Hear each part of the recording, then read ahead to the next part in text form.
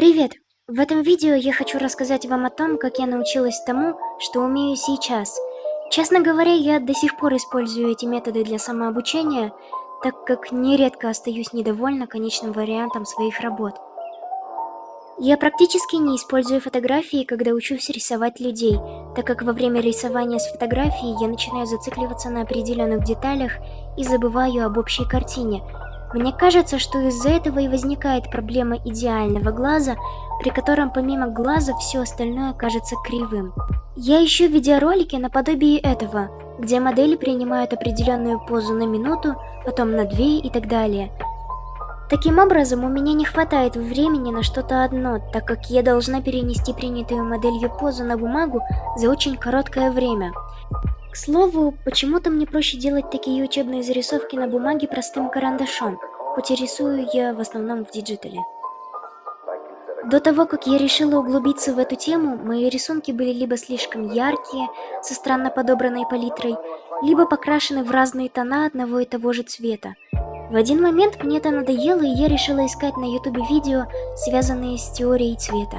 Мне хотелось понять, как сочетать цвета так, чтобы они не были кислотными или однотонными.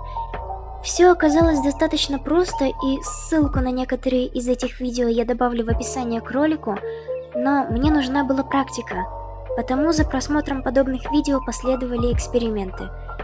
Я до сих пор сверяюсь, правильно ли я все делаю.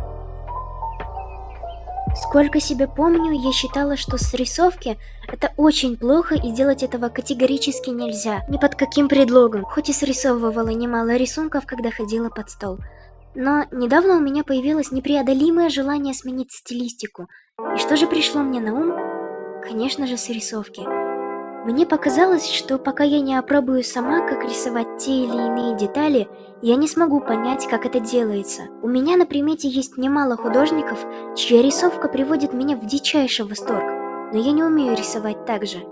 Таким образом, в мои учебные зарисовки постепенно начали входить и небольшие срисовки с рисунков моих любимых художников. Естественно, наброски эти я никуда не выкладываю и за свое не выдаю. Плагиат не является моей конечной целью. Я учусь со спидпейнтов. Не знаю, последнее время я стала пристальнее наблюдать за тем, что делают художники во время создания своих шедевров, и это порой помогает даже лучше, чем отведенные для этого уроки.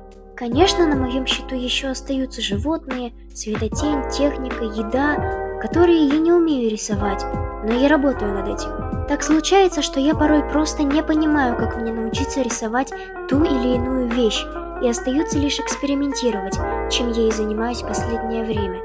Что ж, на этом все. Удачи всем художникам в обучении. Делитесь своими способами улучшения навыка рисования. Вполне возможно, из ваших комментариев и я смогу открыть для себя что-то новое. Пока-пока!